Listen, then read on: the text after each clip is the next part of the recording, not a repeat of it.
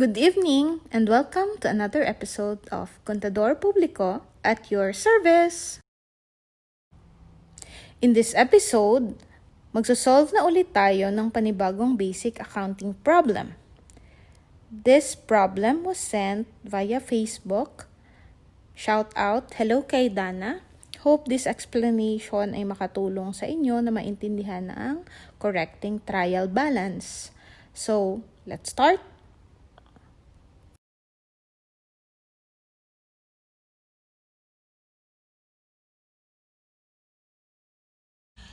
Okay, so for tonight, our next problem that we will solve is about correcting a trial balance. Okay, ito ay problem number 16 sa book ni Professor Winlu Balyada. I think it's Accounting Made Easy. So, simulan na natin ang pag-solve. Let's read the problem first. Okay, so this is the problem.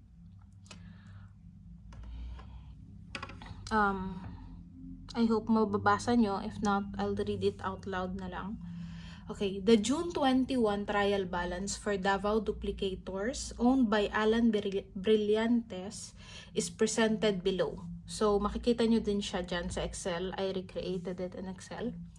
The regular bookkeeper has resigned and left the following trial balance. It did not balance. Okay. Sa trial balance niya, kung makikita nyo, okay, hindi balanse kasi yung debit niya, ang nakalagay na total, 916,600. Ang nakalagay sa credit niya, 1,017,200.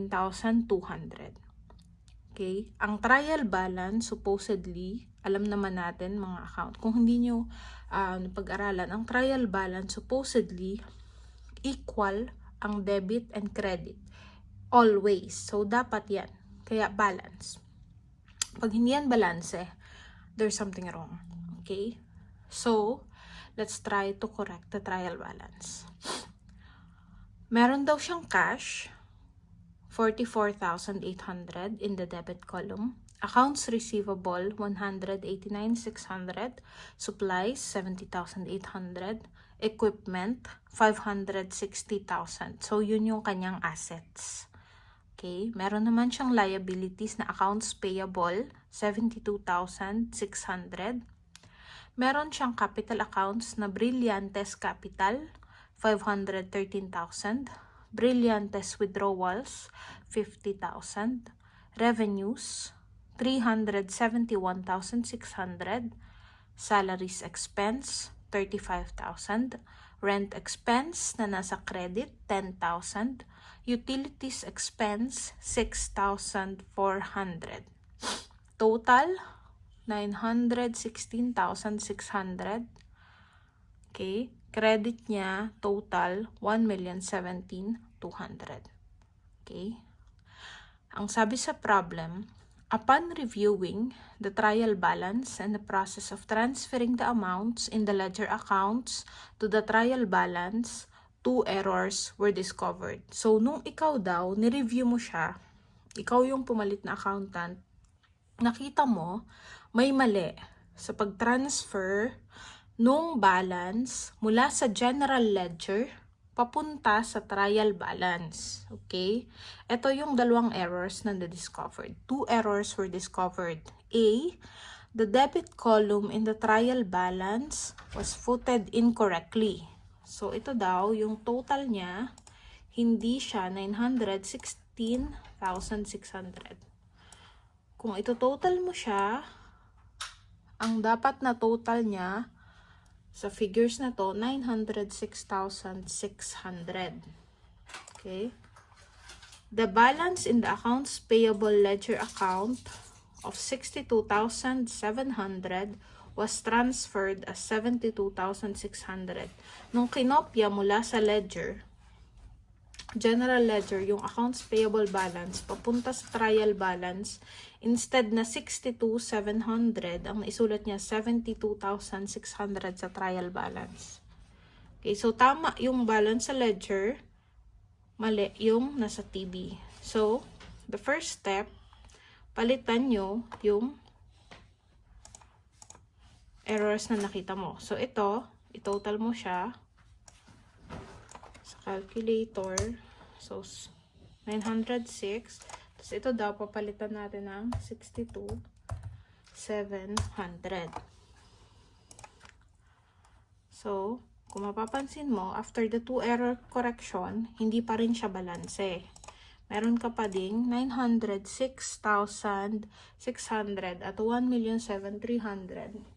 So, hindi ka pa rin balanse. Next, when the balances of the ledger accounts were recomputed, 2 or more errors were discovered. So, next step mong ginawa, tinignan mo na yung detailed general ledgers. Letter C, the utilities expense account balance was overstated by 1,800. Ibig sabihin ng overstated, labis. Yung balance na nasa ledger ni utilities expense. So, dahil labis siya, you need to decrease your utilities expense. Dahil ang expense ay nakakabawas sa equity, at ang equity, ang normal balance niya ay credit. So, para bawasan mo siya, kailangan mong i-credit ang utilities expense ng 1,800. Okay, so ito na yung, kinarek ko siya. Okay, so, kung mapapansin mo yung trial balance mo, may mapapansin ka bang weird? Makikita mo si Brillantes withdrawals. Withdrawals or drawings ay contra equity account. Ang equity, ang normal balance niya ay credit. So, kung contra equity account yan, dapat ang balance niya ay debit. So, ito, si 50,000 sa trial balance, dapat nasa debit side siya. Okay? And rent expense. Kung makikita nyo din, si rent expense, ang expense, normally, ang increases niyan dapat ay debit. Ang normal balance for expenses is on the debit side, hindi siya credit side. So, bakit siya nasa credit? So, dapat, para ma-correct mo yung trial balance mo, mali yung lagay niya sa trial balance. So, dapat nasa debit side yan. Okay, so, after nun, hindi pa rin siya balance. So, let's proceed na nga sa letter C. Ito na siya.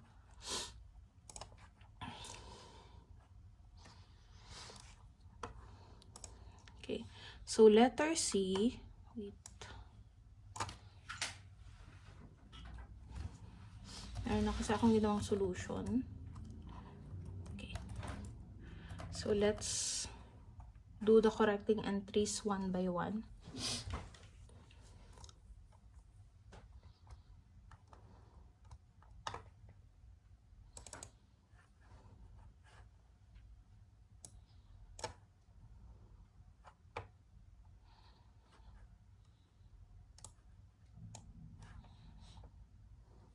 Okay. So, yung letter C, ito daw, labis siya. So, bawasan mo. Para bawasan ng expense, i-credit mo siya 1,800. Okay. So, dapat 4,600 na yung utilities expense mo. Next, the total debits in cash account amounted to 184,600 and the credits totaled 149,800. Kung ito ang T account mo ng cash. Okay, let's do T account.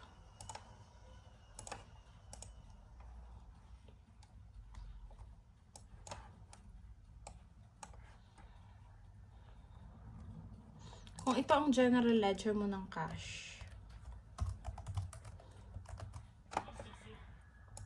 Imagine. Ang debit mo daw, 184,600. Ang credits mo, 149,800. So, ibig sabihin,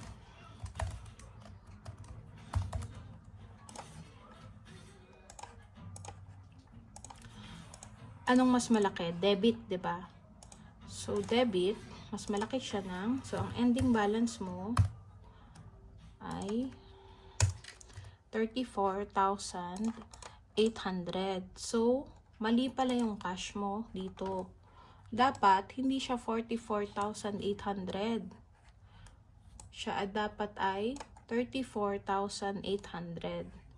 So, anong gagawin mo para mabawasan ang iyong cash from 44,800 to 34,800?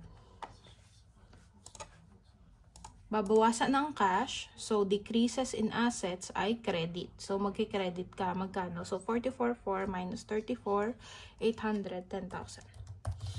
So, mag-credit ka ng 10,000. Next, discovered 4 more errors. So, dito na tayo. Letter E, discovered 4 more errors when posting were retraced from the journal to the ledger.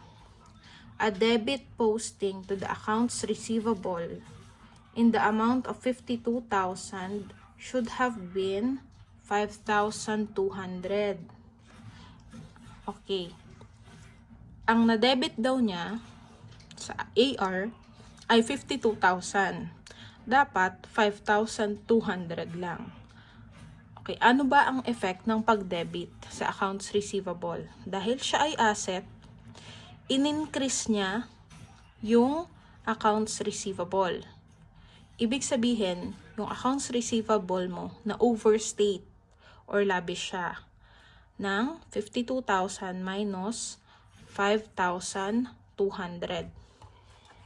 Labish siya, so dapat bawasan mo siya. At para bawasan ang accounts receivable, i-credit mo yung difference. So, 52,000 minus 5,200, dapat kang mag-credit ng 46,800. Okay? Yun na yung letter E, correcting entry. Letter F, a debit posting to accounts payable for 46,000 was missing. Hindi daw na-record ang isang debit posting sa accounts receivable. So, i-record natin, debit 46,000 sa accounts payable. Next. Letter G, a credit posting to revenues in the amount of 7,600 was missing. So, hindi daw na i-record missing. So, i-record mo siya. Mag-credit ka ng 7,600 sa revenue. So, ito yung letter G. Letter H, a credit of 31,000 was posted to accounts payable rather than 30,100. So, sa halip na 31,000, sa halip na 30,100, 31,000 ang na-credit. So, ano ba ang accounts payable? Liability. Ang normal balance ng liability is credit.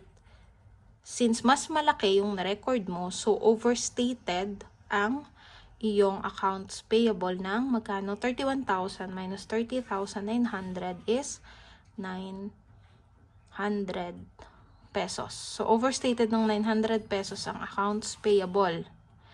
Dahil over siya, bawasan mo. Para bawasan ang accounts payable, i-debit natin. So, magde-debit tayo ng, mag-add tayo ng 900 sa debit ng accounts payable. Okay. So, yun na. Natapos na natin lahat ng given. Tignan natin kung corrected na ang ating trial balance. So, as you can see, ito na siya. After nating i-add, so, 34,800 yung cash. Yung accounts receivable mo, binawasan mo ng 46,800. So, naging 142,800 na siya. Supplies, walang adjustment. Equipment, no adjustment. Okay, accounts payable mula sa 62,700, nag-debit ka ng 46,000 and nag-debit ka ng another 900. So, resulting balance is credit 15,800. Brillantes capital, no adjustment. Brillantes withdrawals, transfer natin from credit to debit. Revenues, okay, from 371,600, nag-add tayo ng missing entry na 7,600. So, total 379,200. Salaries expense, no movement or no adjustment. Yung rent expense, transfer natin siya from credit papunta sa debit kasi yung balance niya debit. So, normal balance niya talaga ay nasa debit side. Utilities expense from 6,400, overstated ng 1/8, so binawasan natin. So, 4,600 na siya. At kung makikita nyo, this is now your corrected trial balance, which is totaling 908,000 debit, 908,000 credit. As a recap, ito yung correcting entries na ginawa natin. For letter A, we calculated the correct debit totals. For letter B, we replaced accounts payable from 72,600 papunta sa 62,700. We reduced the utilities expense by 1,800. The correct balance of cash in letter D is 34,800 debit. Accounts receivable is overstated by 46,800, so we reduced the AR. We posted the missing 46,000 debit to AP. We posted a credit to revenue, the missing 7,600. We posted a debit adjustment to AP of the difference ng 31,000 minus 30,100. So that's 900. And hindi na mention sa given, but you can see it on the trial balance itself, na yung rent expense mo and withdrawals should be debits, hindi siya credits. So that's your solution for problem number 16. So sana po clear yung explanation ko and may natutunan kayo, and hopefully you can do the correcting entries on your own. What I suggest is try to solve it on your own pagkatapos mo siyang panoodin nang hindi mo tinitignan yung solution ko. Okay? Try to understand it on your own. Practice and practice and practice. That's how you learn. God bless on your accounting studies. Good luck. And for more videos, like and subscribe to my channel. Good night and God bless future CPAs.